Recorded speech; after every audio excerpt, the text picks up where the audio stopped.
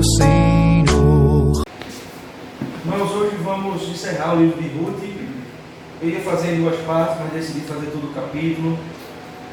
E hoje a gente coloca ponto final nessa narrativa maravilhosa, capítulo 4 do livro de Ruth.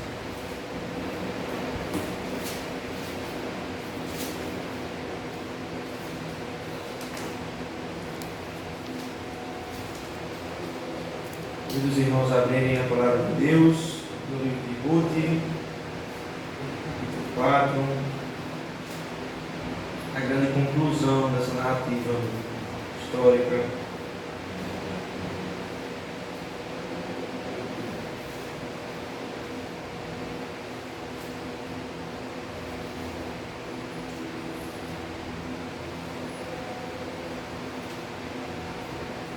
Vou ler, irmãos, e os irmãos acompanham.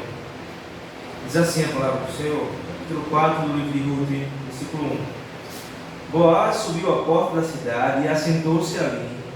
E eis que o resgatador de quem Boaz havia falado ia passando. Então ele disse: Ô fulano, chega-te para aqui e assenta-te. Ele se virou e se assentou. Então Boaz tomou 10 homens dos anciãos da cidade e disse: assentai-vos aqui. E assentaram-se. Disse ao resgatador: aquela parte da terra que foi de Elimeleque, nosso irmão, Noemi, que tornou da terra dos Moabitas, a tem para venda. Resolvi, pois, informar-te disso e dizer-te: compra-o na presença destes que estão sentados aqui do meu povo. Se queres resgatá-la, resgata. Se não, declara-no para que eu o saiba, pois outro não há senão tu, e resgate, e eu depois de ti. E respondeu ele: eu a resgatarei. Disse, porém, Boaz: no dia em que tomares da terra da mão de Noemi, também a tomarás da mão de Ruth, a Moabita, já viúva, para suscitar o nome do esposo falecido sobre a herança dele. Então disse o resgatador: para mim não a poderei resgatar, para que não prejudique a minha. Redime tu o que me cumpria resgatar, porque eu não poderei fazê-lo. Este era outrora o costume em Israel quanto ao resgates e permutas. O que queria confirmar qualquer negócio tirava o calçado e o dava ao seu parceiro. Assim se confirmava o negócio em Israel. Disse, pois, o resgatador a Boaz: compra tu, e tirou o calçado. Então Boaz disse aos anciãos e a todo o povo: sois hoje testemunha de que comprei da mão de Noemi tudo o que pertencia a Elimeleque, a Quilion e a Malom. E também tomou por mulher Ruth, a Moabita, que foi esposa de Malom, para suscitar o nome deste sobre a sua herança, para que este nome não seja exterminado dentre os seus irmãos e da porta da sua cidade. Disto sois hoje testemunhas. Todo o povo que estava na porta e os anciãos disseram: somos testemunhas. O Senhor faça a esta mulher que entra na tua casa como Raquel e como a Lia, que ambas edificaram a casa de Israel, e tu, Boaz, ate valorosamente em Efrata e faz-te nome afamado em Belém. Seja a tua casa como a casa de Pérez e Tamar, de Judá, pela prole que o Senhor te der desta jovem. Assim tomou Boaz a Ruth, e ela passou a ser sua mulher, coabitou com ela, e o Senhor lhe concedeu que concebesse e teve um filho. Então as mulheres disseram a Noemi: seja o Senhor bendito, que não deixou hoje de te dar um neto, que será teu resgatador, e seja afamado em Israel o nome deste. Ele será restaurador da tua vida e consolador da tua velhice, pois tua nora, que te ama, o deu à luz, e ela te é melhor do que 7 filhos. Noemi tomou o pequenino e pôs no regaço e entrou a cuidar dele. As vizinhas lhe deram o nome, dizendo: a Noemi nasceu um filho, e lhe chamaram Obed. Este é o pai de Jessé, pai de Davi. São estas, pois, a geração de Pérez. Pérez gerou Hezron, Hezron gerou Rão, Rão gerou Aminadab, Aminadab gerou a Naasson gerou a Salmão, Salmão gerou a Boaz, Boaz gerou a Obed, e Obed gerou a Jessé, e Jessé gerou a Davi. Amém. Assim seja. Vamos orar, irmãos. Senhor nosso Deus, muito obrigado, Senhor, por até aqui o Senhor ter nos ajudado. Muito obrigado, Deus, porque nós estamos chegando ao fim da exposição de mais um livro. Ó Deus, que o Senhor nos abençoe, nos edifique com essa palavra. Ó Deus, que o Senhor fale conosco, fale ao nosso coração e à nossa mente. Em nome de Jesus, essa é a nossa oração. Amém. Irmãos, chegamos ao final do livro de Ruth, capítulo 4. Um livro pequeno, mas que tem tantas emoções e tantas coisas envolvidas, né? Tantas situações envolvidas em tão poucos capítulos. Mas se nós olharmos hoje para a sociedade, para as coisas que nos é apresentada hoje em livros, em mídias como televisão, jornais e etc., nós vemos coisas sendo escritas e produzidas na tentativa de restaurar casamentos, talvez, restaurar famílias, restaurar relacionamentos, restaurar o próprio relacionamento entre pais e filhos, livros de autoajuda, livros que prometem felicidade ou prometem um ajuste familiar, técnicas que são ensinadas, métodos que são aplicados para as pessoas na tentativa de restaurar até a própria vida. Nós vemos isso livros best-sellers vendidos como de autoajuda, de autoestima e de restauração familiar e demais. Isso é comum, irmãos. Nós encontramos nas livrarias comuns, está abarrotado desses livros e são os mais vendidos, pasmem, por aí. Não só a Bíblia inteira, mas especificamente o livro de Ruth, ele fala exatamente disso, de restauração. Fala de consolo, descanso, mas também fala de restauração, restauração familiar, restauração como pessoa. Nós vamos ver no caso de Noemi sendo restaurada por uma bênção de Deus, restauração de Ruth como uma viúva que agora passa a ter um novo casamento, resgatada por Boaz. Esse livro também fala de restauração, é isso que nós vamos ver. Deus, ele restaura relacionamentos, ele restaura as nossas vidas, o nosso coração, a nossa alma. Não há necessidade de buscarmos na sapiência, na sabedoria das pessoas, na sabedoria humana, experiências únicas de como se ajudar, ou de como restaurar um relacionamento. Nós não entendemos disso, nós não sabemos fazê-lo. Os homens não conseguem criar uma fórmula 100% eficaz de restaurar relacionamento. Não, é impossível. Na verdade, o que os homens fazem na tentativa de escrever livros sobre isso é somente fagulhas de experiências que aconteceram, ou de experiência de vida própria, ou olhando para os outros e aí tentam não cometer mais o mesmo erro, mas esquecendo que o erro não está nas pessoas, não está na própria experiência, mas dentro do nosso coração.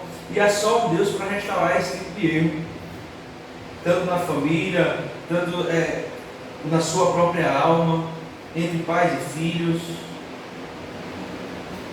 Deus é um Deus restaurador. E nós vamos ver isso no capítulo 4 de Ruth. Na verdade, isso fica claro em todo o livro de Ruth, mas no capítulo 4 especificamente, porque é a conclusão de toda essa narrativa, onde vai chegar a grande restauração, o grande resgate, o grande consolo, aqui no capítulo 4. Se nós recapitularmos de forma bem rápida, e eu preciso fazê-lo, nós vemos que no capítulo 1 vai narrar a saída da família de Noemi, Elimelec, seus filhos, para a cidade de Belém, que era Belém, Judá, que era a cidade do pão, onde estava passando por um momento de fome, faltando comida, faltando pão, e eles se mudam para a cidade de Moabe, pois buscando fartura, trabalho, terras. E Elimelec vai acompanhando a sua esposa Noemi, dos seus filhos Malom e Quilion, no qual chegaram na cidade de Moabe e se casaram com mulheres moabitas, Ruth e Orfa, e esse casamento se deu depois da morte de seu pai, da morte de Elimelec, a morte do esposo de Noemi. No versículo 5 do capítulo 1, seus filhos também morrem junto com o pai, deixando assim Ruth e Orfa viúvas junto à sua sogra. E é interessante, irmãos, porque no livro de Ruth começa narrando um velório de 3 pessoas da mesma família e termina com um lindo nascimento, com um lindo casamento. No começo eles narram a tristeza, a amargura, a derrota, a morte. E no final do livro é narrado o nascimento e a restauração de um grande casamento. Belíssimo. O livro começa narrando aparentemente uma desgraça total na vida de uma família, por causa da consequência dos seus atos, por causa da sua responsabilidade humana. Nós falamos disso no capítulo anterior, onde todos os homens da família morreram. E termina o livro narrando uma das maiores bênçãos do Senhor, que é a família, que é o nascimento, que é o dom da vida. Ainda no capítulo 1, Noemi decide voltar para a sua terra natal, né, para Belém, para Judá, e somente Ruth decide voltar com ela. Nós sabemos disso. Orfa achou melhor ficar morando em Moabe, continuando com seus costumes, com a sua cultura e com a sua religião, enquanto Ruth deixa tudo para trás, olha para sua sogra, faz uma grande declaração diante do Senhor e abandona tudo aquilo para ficar do lado da sua sogra, servindo ao Deus de Israel, o Deus verdadeiro. Chegamos no capítulo 2, irmãos. Ruth percebe que a condição da sua vida e da vida da sua sogra eram condições precárias, eram miseráveis. E aí ela logo acorda cedo, já busca alguma coisa para fazer, pois não tinha marido, nem ela, nem sua sogra, e elas precisavam levar o pão para dentro de casa, até porque tinha voltado agora lá em Belém a produzir pão, a produzir comida. Ruth não pensou duas vezes. Ela saiu terra dentro, fazenda por fazenda, sítio por sítio, para colher o plantio da possível colheita, né, que iria existir ali em Belém.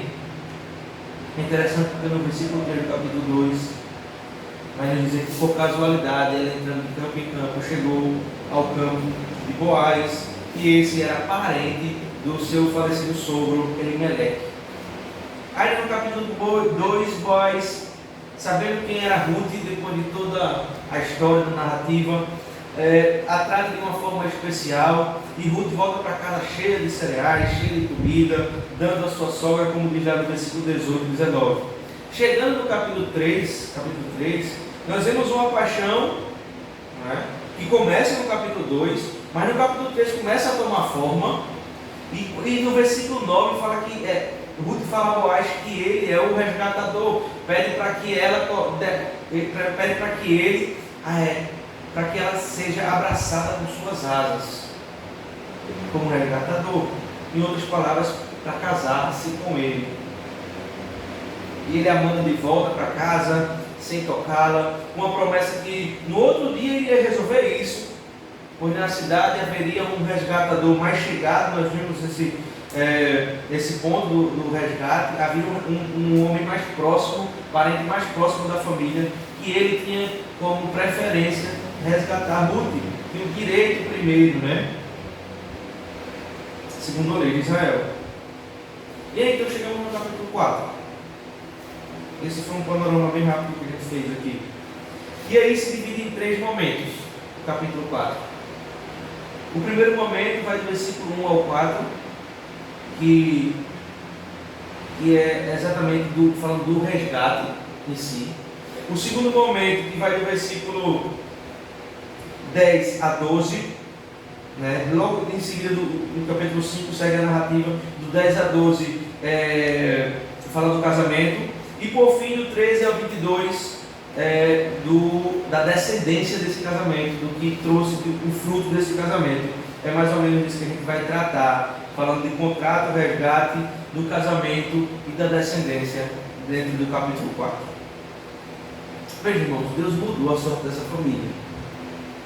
Ruth é uma mulher moabita e viúva, 2 características péssimas, né, para uma mulher da época: ser moabita diante do povo de Israel e ainda viúva, né? Viúvas eram mulheres de fato, mesmo com as leis de Israel, mas por causa do pecado do povo, eram descartadas. 2 características péssimas, né, na qual Ruth teria muito mais chance se ela continuasse em Moabe, de conseguir um novo marido, de morar bem, não precisar ir em busca de cereais. Mas ela então decide ficar numa terra estranha, de costumes estranhos, de culturas estranhas para ela. E também Noemi, além de estar velha, né, além de viúva, na verdade, também é velha demais. Ela já está cansada, ela já não consegue não só na idade, mas no seu aspecto, ela está amarga. Ela já não consegue também, já não tem mais idade para conseguir um novo casamento, ou ter novos filhos para cuidar dela na velhice, porque essa era a função. E no capítulo 4 começa dizendo que Boaz sobe a porta da cidade, começa trazendo uma esperança àquelas duas mulheres. Porque agora elas tinham uma promessa de ser resgatadas, de ter suas vidas trazidas de volta, a sua amargura sendo sarada e de não mais precisar pedir esmolas ou colher aquilo que cai, aquilo que é deixado. Irmãos, hoje nós vamos falar sobre providência de Deus. Deus provedor. Vamos falar sobre esperança, sobre consolo, sobre resgate. Tudo isso debaixo da providência de Deus na vida dessas duas mulheres. Veja lá no versículo 1, por exemplo. Nós vimos que no final do capítulo 3 afirmou Boaz que iria resgatar Ruth, mas que tinha um resgatador mais próximo, né? Que era um resgatador mais próximo da família de sangue, e ele não queria burlar o sistema, ele não queria fazer as coisas escondido. Ele poderia muito bem chamar Ruth e casar com ela de forma escondida para que ninguém visse, e quando desse a conhecer, ela já estava casada com ele, não precisaria perguntar ao resgatador mais próximo, passar por essa possível dúvida de resgatar ou não. Mas não, Boaz decide fazer as coisas às claras. Porque um servo do Senhor, irmão, não precisa fazer nada escondido, ele faz as claras. Ele não tem medo de ser julgado porque ele tem a certeza que não está fazendo nada errado. E aí Boaz toma essa decisão: não, vamos fazer as claras, eu não vou te tocar, volta para casa, mas no outro dia eu vou buscar o resgatador e vou conversar com ele diante dos anciãos, e nós vamos tratar isso. Por isso que no versículo 1, Boaz sobe a porta da cidade, e era um costume, irmãos, quando você iria tratar de algum negócio, seja de passagem de terras, venda de terras, ou compra, ou da própria casa, casamento, qualquer tipo de contrato, negócio feito, era costume em Israel você ir para a porta da cidade, porque lá geralmente era um centro, uma feira, onde ficava mais concentrado o número de pessoas, e aí as pessoas iam até lá e se juntavam com os anciãos, com os homens mais experientes e mais velhos, e diante deles era feito tal trato, ou tal contrato. E aí Boaz sobe a porta da cidade para que todo mundo fique sabendo do que ele queria fazer, do que ele iria conversar. E aí, no versículo 4 vai dizer que ele se assentou-se ali, e eis que o resgatador de que Boaz havia falado, aquele homem mais próximo da família, ele vinha passando. Então ele disse: fulano, chega, vem para cá, senta-se aqui conosco. Ele se virou e se sentou, diz o versículo 1. Então Boaz chamou 10 dos homens dos anciãos da cidade e disse: assenta-se aqui. Ele fez tipo uma testemunha. Isso era bem comum quando se iria fazer um tipo de contrato. E aí, no versículo 3, Boaz começa a expor a situação de um possível resgate. Só que Boaz, isso não impediu Boaz de usar os métodos legítimos de sabedoria. Boaz não só expõe a parte boa do resgate, mas também a parte ruim, entre aspas, uma parte ruim. Veja lá no versículo 3.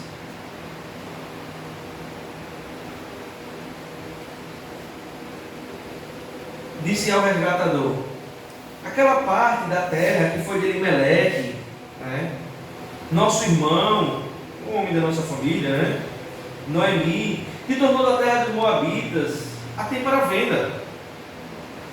Resolvi, pois, informar-te disso e dizer-te: compra na presença destes que estão sentados aqui na de meu povo. Se queres resgatá-la, resgata. Se não, declara para que eu o saiba, pois outro não há, senão tu que a resgate, e eu depois de ti. Irmãos, era muito comum, no versículo 3 aqui, no versículo 4, né? Quando Boaz pergunta ao resgatador primário se ele queria resgatar, Boaz informa a parte boa, né? A parte em que enche os seus olhos: ó, você vai resgatar Noemi, se você resgatá-la, você vai ficar com toda a terra que pertencia a Elimeleque. Porque mesmo Elimeleque indo para Moabe, não era costume, não era comum que se vendesse terras, principalmente Israel.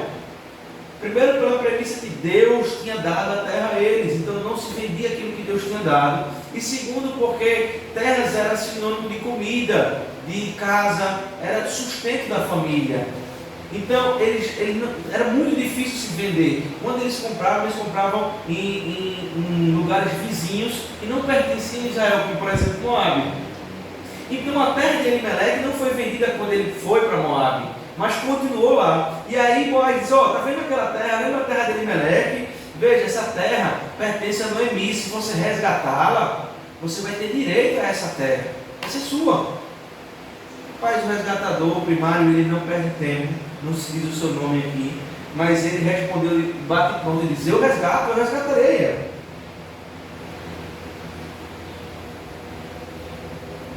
Interessante porque quando você resgata, né, para a família de Meleque, ele tinha grande terra, né, grandes terras, e quando você resgata uma família, você compra a terra, você paga a terra um preço de banana.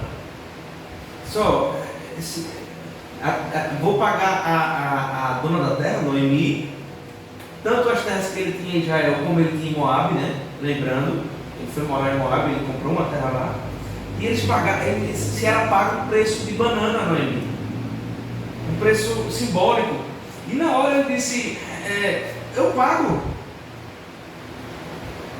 na hora, eu resgato, deixa comigo, eu resgatarei. Só que aí no versículo 5, Boaz usa da sabedoria para lembrá-lo que não é somente isso. Veja lá, disse porém Boaz: no dia que tomares a terra da mão de Noemi, também a tomarás a mão de Ruth, a Moabita, já viúva, para suscitar o nome do esposo falecido sobre a herança dele, quando se resgatava de uma viúva que não teve filhos. Aí as coisas mudaram. Não termina por aí. Se ele resgatasse a terra de Elimeleque, ele teria um brinde, né? Ele teria que se casar com Ruth, a viúva do seu filho. Só que, como dever, alguém que resgata uma viúva que não tem filhos, ele deve suscitar a descendência do falecido, a herança dele. Então, o primeiro filho que ele teria com Ruth não pertenceria ao resgatador primário, mas ao marido falecido, ao ex-marido falecido. Só que não só isso, irmãos. Aí o resgatador dá para trás, veja lá. Então, disse o resgatador: para mim eu não poderia resgatar, para que não prejudique a minha. Redime tu o que me cumpria resgatar, porque eu não poderia fazer. É interessante porque a lei de Israel dizia que quando você resgatava uma viúva, o homem compraria a terra dela a preço de banana, mas era obrigado a casar-se com a viúva, e o primeiro filho que ele tivesse pertencia não a ele, mas ao falecido, e toda a terra que ele conseguiu comprar de Noemi a preço de banana teria que ser dado a Ruth de graça.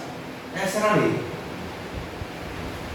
Ou seja, o homem resgatador primário só teria prejuízo financeiro. Por mais que ele tenha que comprar a preço de banana, ele teria que doar a Ruth e ainda casasse com ela, e o primeiro filho não seria dele, seria do falecido. Ou seja, o homem olha assim para o resgate e diz: isso não é vantagem para mim,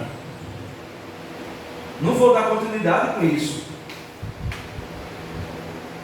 Boaz, ele é sábio nos seus argumentos, mas ele é claro, e ele faz tudo à luz de todos, para que todos vejam. No versículo 5, Boaz vai dizer: epa, se você tomar a terra, você também vai tomar a mão de Ruth. E você, quando o seu filho nascer, não será seu. E você terá que dar toda a sua terra que você comprou a preço de banana a Ruth. E o resgatador, versículo 6, ele diz: para mim não dá. Pode resgatar, fica à vontade. Eu vou sair prejudicado nisso. Não vou cumprir um resgate. Você pode fazê-lo. Isso existia, irmãos, para que a família não fosse esquecida pelo tempo, né? Não fosse esquecida pelo tempo. Como se era de esperar, o primeiro resgatador caiu fora, como eu já disse, e naquele tempo, para se confirmar uma negociação, isso também era comum da época, eles davam um sapato, dava ao outro, dizendo que ou fecharia o contrato ou abriria a mão do contrato, como foi o caso. Por isso, no versículo 7, revelado, este era outrora o costume em Israel, enquanto os resgates e permutas, o que queria confirmar qualquer negócio, virava o calçado e o dava ao seu parceiro, assim se confirmava negócio em Israel. Disse, pois, o resgatador a Boaz: compra tu, e tirou o calçado. Veja, irmãos, no versículo 9, Boaz, de forma clara, ele testemunha, né? O povo testemunha diante de todos ali, de que o primeiro resgatador abriu mão de resgatar, e agora ele entra em ação. Veja lá. Então Boaz disse aos anciãos e a todo o povo: sois hoje testemunho de que comprei da mão de Noemi tudo o que pertencia a Elimeleque, a Quilion e a Malom, e também tomo como mulher Ruth, a Moabita, que foi esposa de Malom, para suscitar o nome deste sobre a sua herança, para que este nome não seja exterminado dentre os seus irmãos da porta da cidade. Disto sois hoje testemunha. Boaz, ele estava disposto a pagar caro um preço, não só do seu filho, não só das suas terras. Ele estava disposto a dar uma vida a Ruth, a uma mulher moabita, a uma mulher que era desviada dos caminhos do Senhor, mas que agora convertida. Ele estava disposto a trazer tudo isso para dentro da sua casa, abraçar debaixo das suas asas, mesmo que isso o prejudicasse financeiramente, e mesmo que isso podia ser mal visto pelo povo, por alguns dos seus vizinhos. E ele faz isso de forma clara e aberta para que todos saibam. Irmão, não há como nós olharmos para essa ação de Boaz, para tudo que ele passou e tudo que ele decidiu de forma voluntária passar, e não lembrarmos do nosso Senhor Jesus Cristo. Irmão, Jesus Cristo, aquele que como um noivo, ele abraça sua noiva de terra estranha, como nós, como eu e você, de pessoas que vinham de culturas diferentes, que cultuavam deuses diferentes, nem que seja no nosso próprio coração. Foi pago um alto preço, voluntariamente, ele se doou, e não só, ele pagou com a vida. É o microfone?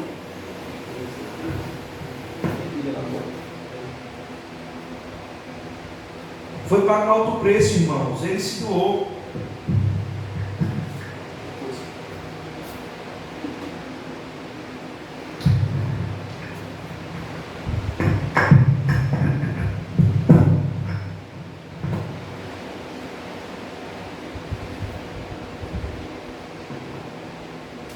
Boaz, ele promete na frente de todos aqueles anciãos tudo aquilo que ele iria fazer com a família de Elimeleque. Ele ia dar continuidade à família de Elimeleque. Ele não ia deixar ser exterminado aquele nome de Elimeleque. É incrível porque Deus, ele, como conduz a história, como conduz a história e toda a progressão da palavra de Deus, ele não teria como ser feito de outra forma. Nós vamos ver isso mais na frente, né? E aí, irmão, no versículo 10,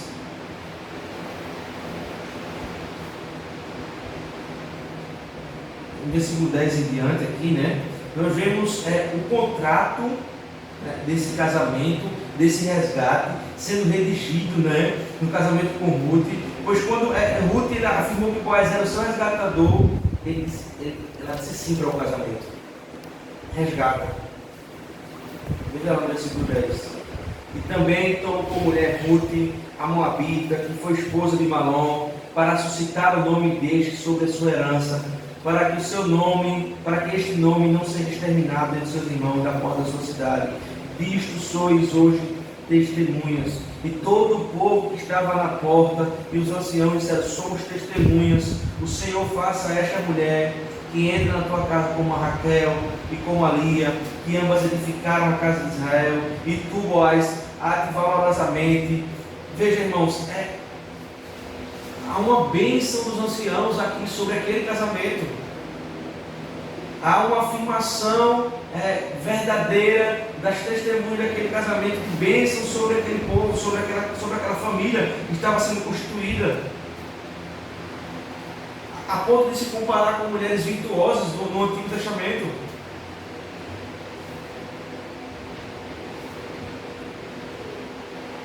E é interessante que no versículo 12 nos dá um spoiler daquilo que iria acontecer. Seja a tua casa como uma casa de Pérez, que Tamar teve em Judá. E é muito interessante esse capítulo de Gênesis, quando nós vamos tratar dele. Judá e Tamar. E aí nós vemos pela prole que o Senhor te der desta jovem. Assim como na casa de Tamar e Judá, que foi concebido um filho, na qual foi muito importante para a história da redenção. Assim também aqui no livro de Ruth será concebido um filho que não foi nos costumes comuns ou normais, como aconteceria comumente, normalmente, mas que por meio da mão do Senhor as coisas foram sendo construídas e o seu propósito nunca foi deixado de lado. As coisas acontecem como Deus quer que aconteça. Note que no versículo 11, irmão, voltando, todo o povo ele fica alegre com aquela decisão. Abençoa, lembrando de Ruth, lembrando de Raquel, lembrando de Lia. Lia, por exemplo, ela concedeu a maior parte das tribos de Israel. Nós sabemos disso, né? A maior parte dos nomes da tribo de Israel foi com mãe Lia. E Raquel era estéril, e Deus abençoou com José depois do tempo, o qual era descendente, né, do próprio Jesus. Teve também Sara, que era estéril, e Deus abençoou com Isaac, pai de toda a descendência. E agora Ruth, que era casada com Malom há 10 anos, atrás, né, como diz o capítulo 1. E veja,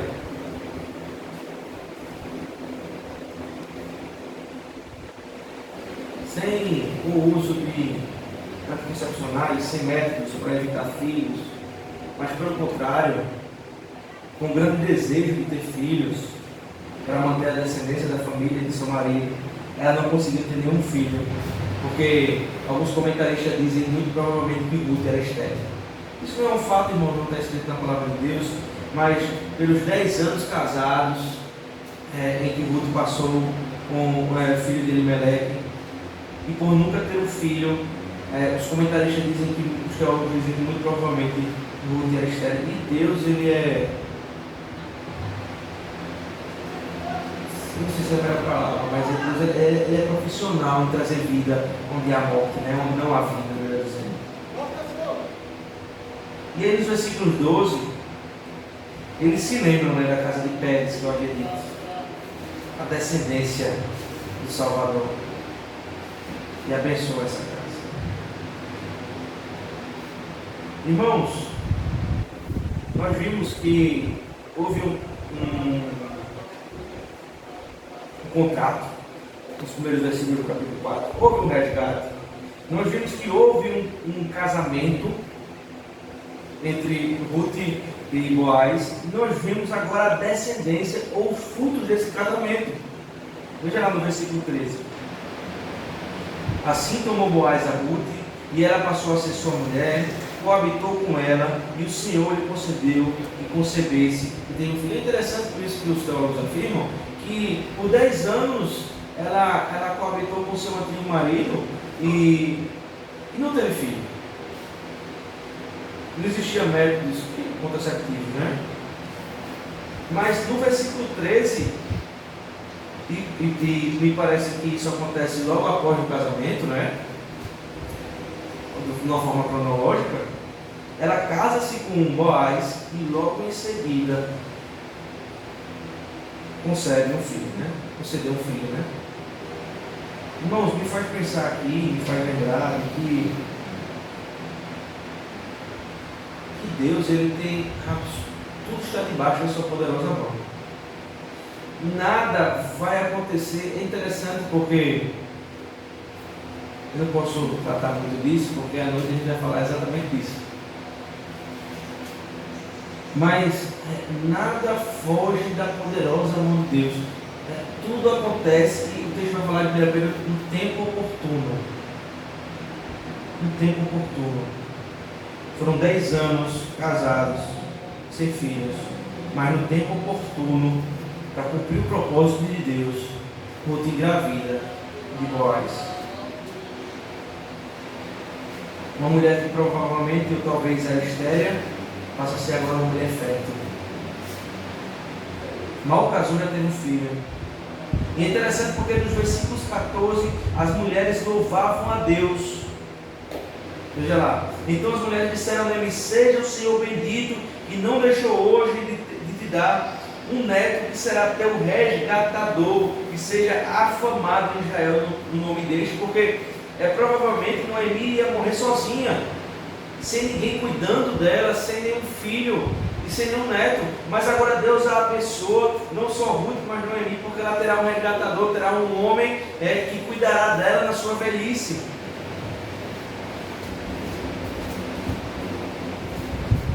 E é interessante porque as vizinhas já tratam o neto de Noemi como sendo filho dela,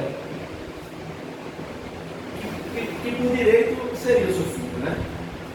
Eles chamaram o menino de Obed, que significa adorador ou servo do Senhor. Ela vai dizer no versículo 15: as vizinhas, ele será restaurador da tua vida e consolador da tua velhice, pois tua nora que te ama o deu à luz, e ele te é melhor do que 7 filhos. Tanto que no versículo 16, Noemi toma o menino e vai cuidar do menino, e entra para cuidar do menino. Era um menino esperado. Era um menino que seria o grande consolador. Era um menino que traria o nome de Noemi de volta, não mais Mara, não mais amarga, mas restauraria a vida de Noemi.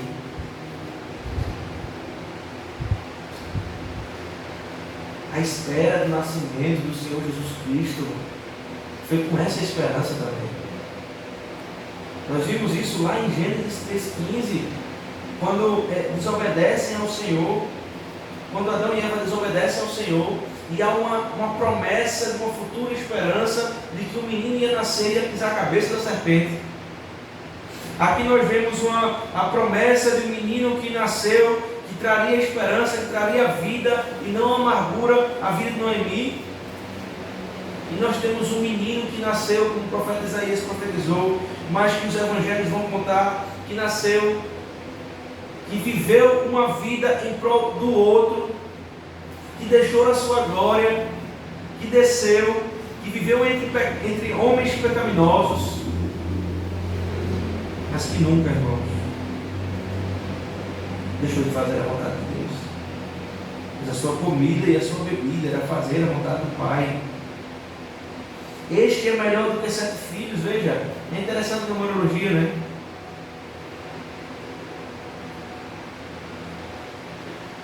Eva, ela teve vários filhos, né? Vários filhos. Mas não era qualquer filho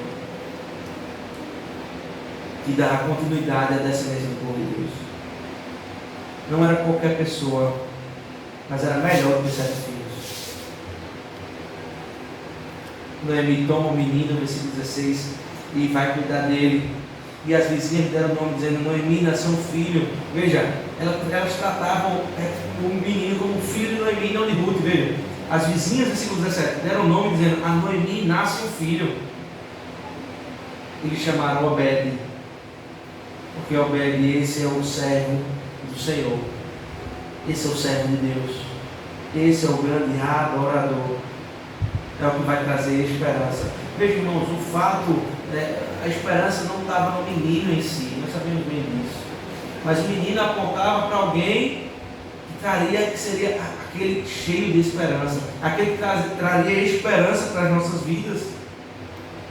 E é interessante porque no versículo 17, ela termina dizendo: este é o pai de Jessé, o pai de Davi, o rei Davi.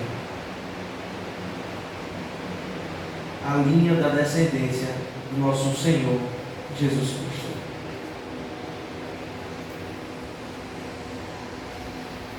versículo 18 ao 22, começam a narrar as gerações até Davi. É normal ou é mais comum você trazer as gerações, né, no começo do livro. Nós vemos isso no próprio livro de Mateus, Lucas, logo no capítulo em seguida. Geralmente é no começo do livro, mas aqui no livro de Ruth nós vamos ver a descendência, e aqui até Davi, vindo no final do livro, com um propósito específico, né? Concluindo a narrativa, porque era uma linha de descendência que ainda não tinha chegado ao fim, mas estava sendo construída. Quando nós vamos para o Evangelho, isso aqui é repetido lá, mas agora de forma completa e cabal. Toda essa narrativa, irmãos, que é contada até aqui, o maior objetivo do livro de Ruth e de todos no Antigo Testamento é mostrar que Jesus ele é representado nessas histórias, nessas narrativas, que as coisas aqui eram comuns e aconteciam normalmente, mas por trás, ou acima de todas as coisas, havia uma mão poderosa controlando todas as coisas. Nada fugia do poder de Deus, do objetivo de Deus. Nós, irmãos, estávamos como viúvas, vivendo das esmolas que Satanás nos dava, e isso enchia o nosso coração, nos becos, nas vielas, nas sarjetas, vivendo debaixo da sombra de Satanás, e ainda achávamos que isso era as 7 estrelas, né? As 7 maravilhas do mundo, as 5 estrelas, melhor dizendo, as 7 maravilhas do mundo. Não tínhamos noção como vivíamos, mortos em nossos delitos e pecados, sem muita esperança para nada, vendo as pessoas ao nosso lado morrerem sem conhecer o Deus verdadeiro e indo no mesmo caminho. Mas assim como Ruth e como Noemi, precisávamos de um resgatador. Precisávamos de um que nos oferecesse descanso. Não um resgatador que nos resgatasse de forma ilegal, com um jeitinho pronto de ser, um jeitinho brasileiro de ser, ou mesmo um resgatador que resgatasse somente por sua oportunidade de ganhar, ou pela sua própria autoridade, sem ser justo, ou sem ser limpo nos seus afazeres. Mas com Boaz, Jesus nos resgatou a claras, de forma limpa e justa, se oferecendo e se entregando. Assim como Boaz, Jesus ele pagou tudo que nós devíamos, tudo. Jesus pagou toda a nossa dívida na cruz.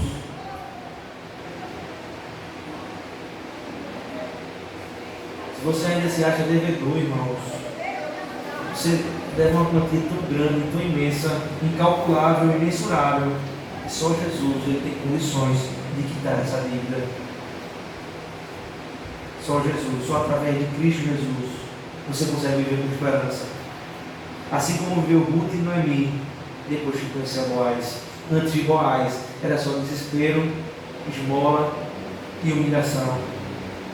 Depois de Boaz, eles enxergaram a esperança. E depois de Boaz, é consolo, paz, é resgate. Cristo é o nosso grande resgatador.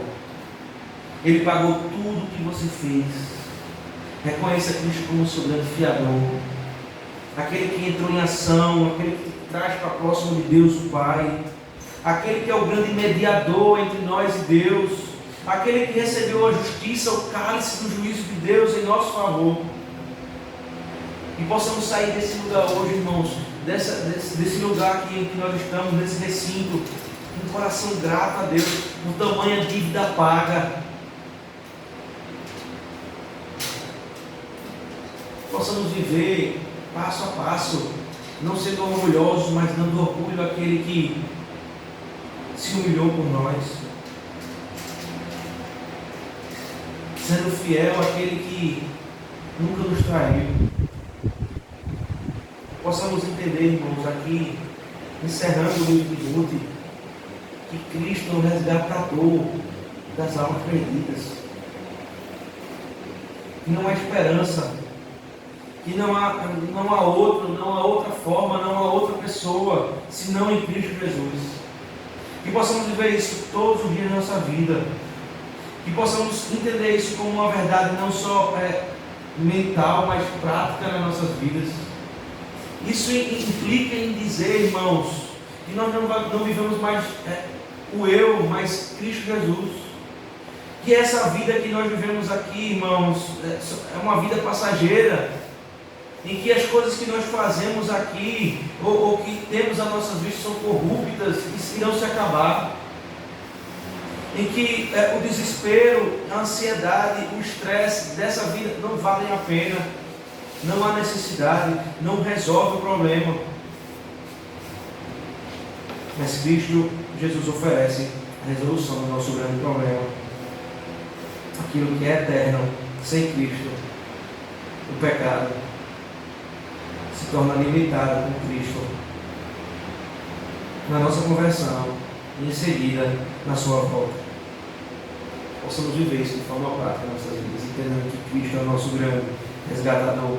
Boaz era um homem comum como eu e você, mas aponta em suas ações, pensamentos, atitudes para Cristo, aquele que foi perfeito resgatador. Vamos orar, irmãos, que Deus nos abençoe.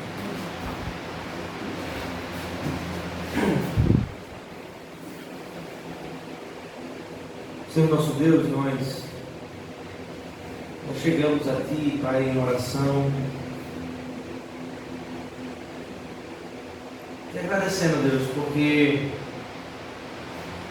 o Senhor nos deu algo que o dinheiro não pode comprar, o Senhor nos deu algo que a nossa sabedoria não pode absorver, que os nossos braços não chegam até lá.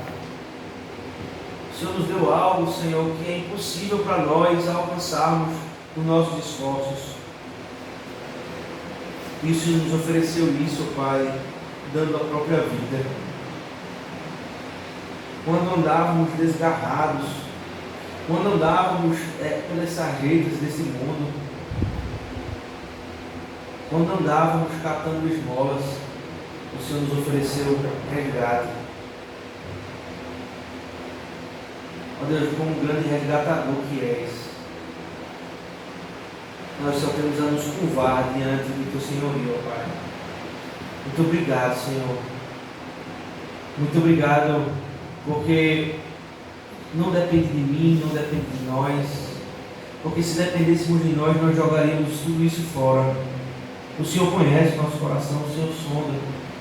Nós somos fáceis em desprezar tudo aquilo que o Senhor nos deu. Mas a Tua poderosa mão é que sustenta todas as coisas. A Tua poderosa mão é que abarca tudo isso, é que não deixa escapar nada e nenhum detalhe. Muito obrigado, Senhor, porque o Senhor não é pego de surpresa, porque nada é encoberto diante dos Teus olhos. Ó Deus, que possamos saber e entender essas coisas, e viver dignos de tanta graça derramada sobre a nossa vida. Possamos cada dia mais entender quem somos e entender quem o Senhor é. Vivemos para a Tua glória. Em nome de Jesus. Amém. Amém. Amém. Glória a Deus.